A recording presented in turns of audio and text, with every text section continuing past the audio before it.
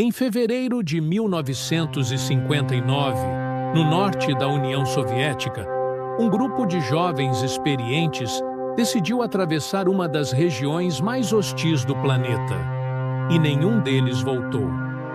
Não era uma viagem comum, não era turismo, não era aventura por diversão. Era uma expedição de alto nível, com planejamento, mapas, equipamentos de inverno e integrantes treinados para sobreviver em temperaturas abaixo de 30 graus negativos.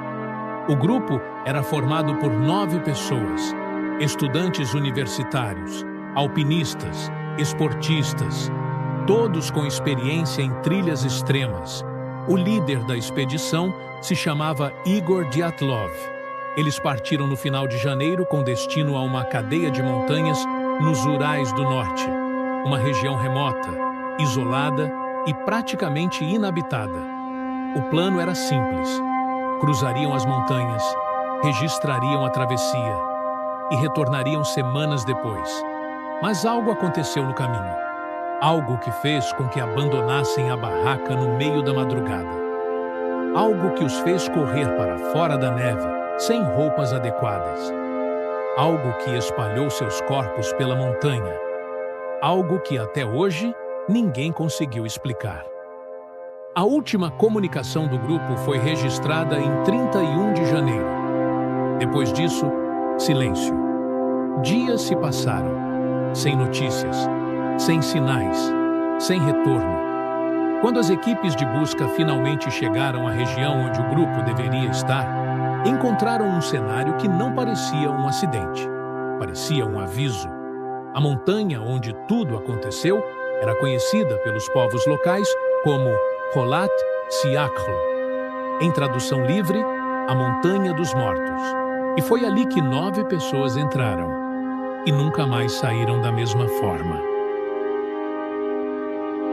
A última noite da expedição começou como qualquer outra. No dia 1º de fevereiro de 1959, o grupo havia avançado por uma região conhecida por ventos extremos, nevascas imprevisíveis e visibilidade quase nula. Eles estavam cansados. A temperatura despencava rapidamente e decidiram montar acampamento na encosta da montanha Kholat Syakhl.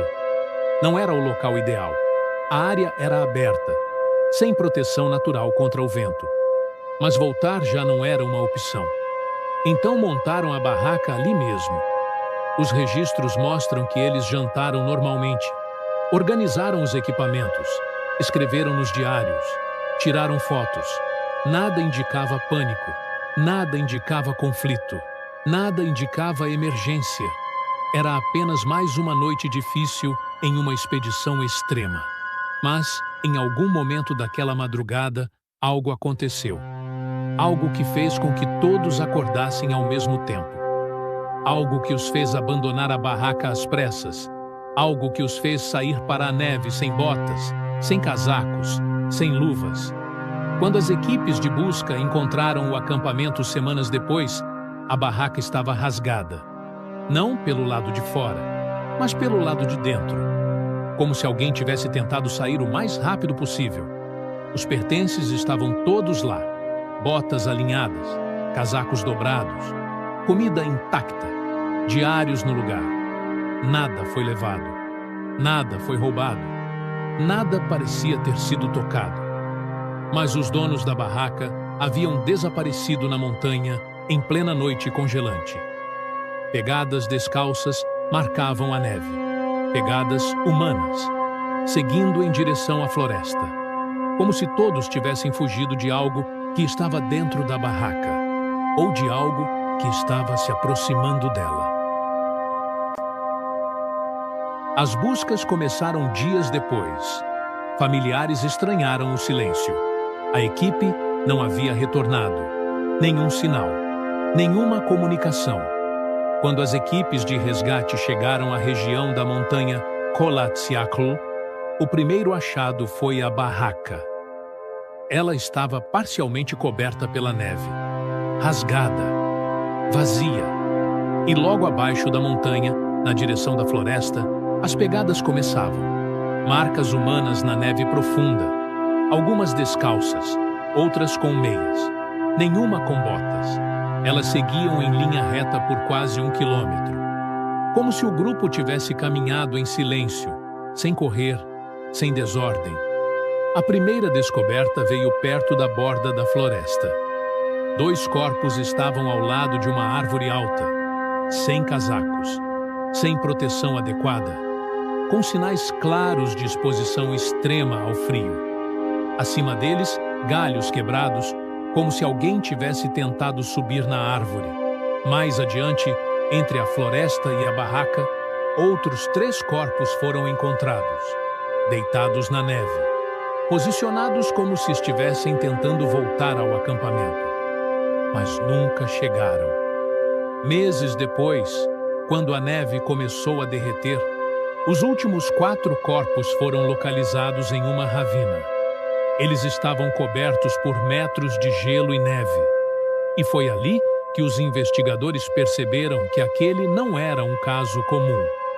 Alguns apresentavam fraturas internas severas, sem sinais externos compatíveis com o impacto. Outros estavam sem partes das roupas. Algumas peças haviam sido trocadas entre eles. E havia algo ainda mais estranho. Partes do equipamento apresentavam níveis anormais de radiação. Os relatórios não conseguiam explicar. Por que fugiram da barraca? Por que não voltaram? O que os fez abandonar tudo no meio da noite? E o que causou ferimentos tão graves sem deixar marcas externas visíveis? Naquele ponto, os investigadores já sabiam. Não estavam lidando com um acidente comum. Estavam diante de algo que ninguém conseguia fechar. Após a recuperação dos corpos, o governo soviético abriu uma investigação oficial. Peritos foram enviados, relatórios foram produzidos, depoimentos foram colhidos. A imprensa foi mantida à distância. A região foi isolada.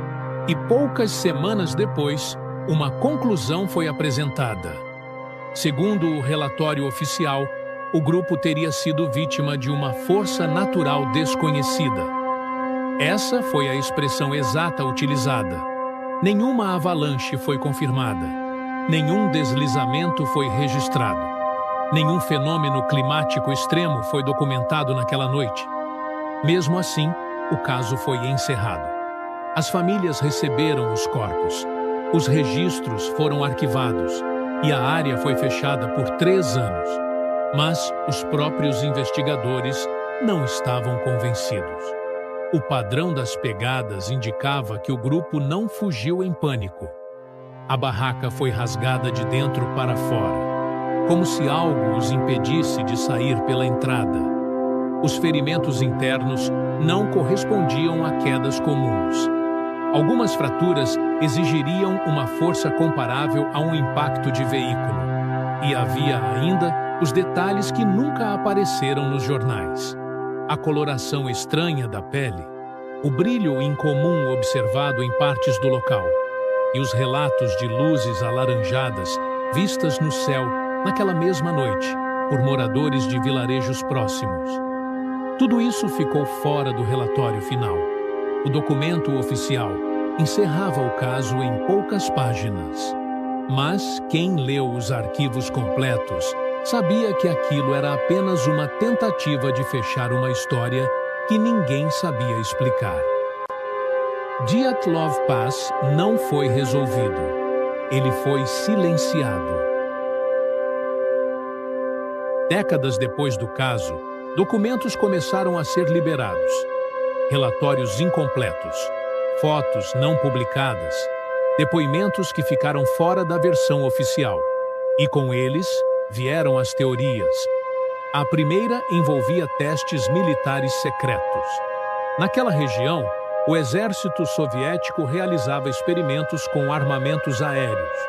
Alguns documentos mencionam testes com artefatos explosivos de alta pressão, capazes de causar ondas de choque sem deixar marcas externas.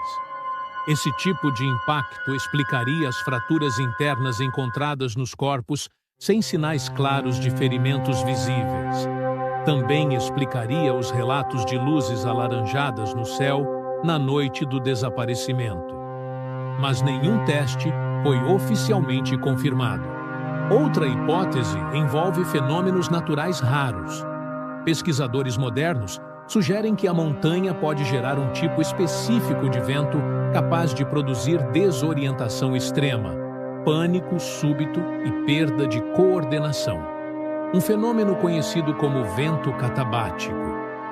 Rajadas violentas que descem da montanha em velocidades capazes de derrubar pessoas, rasgar estruturas e criar um terror psicológico difícil de descrever. Mas isso ainda não explica a organização com que o grupo saiu da barraca, nem o comportamento incomum observado. Há ainda uma terceira linha de investigação. Relatos antigos dos povos nativos da região sempre trataram aquela montanha como território proibido, um local evitado, respeitado, nunca utilizado para acampamentos. Eles acreditavam que ali não era um lugar para permanecer durante a noite, que algo naquela região não aceitava visitantes. Nada disso foi incluído nos registros oficiais. Hoje, Dyatlov Pass permanece aberto. Excursionistas ainda visitam a montanha. Pesquisadores ainda tentam reconstruir aquela noite. Documentários continuam sendo produzidos, mas nenhuma explicação conseguiu fechar o caso. 9 pessoas entraram naquela montanha. Nenhuma saiu como entrou. E até hoje, ninguém consegue afirmar com certeza o que aconteceu naquela madrugada de inverno. Alguns lugares não aparecem nos mapas turísticos, mas continuam existindo para quem decide se aproximar demais. Dyatlov Pass é um deles. Se esse registro está fazendo sentido para você, deixa o like. Isso ajuda o Arquivo 23 a continuar aberto. Se inscreve no canal para não perder os próximos registros e, se puder, compartilha esse vídeo com alguém que também gosta de mistérios que ainda não tem explicação.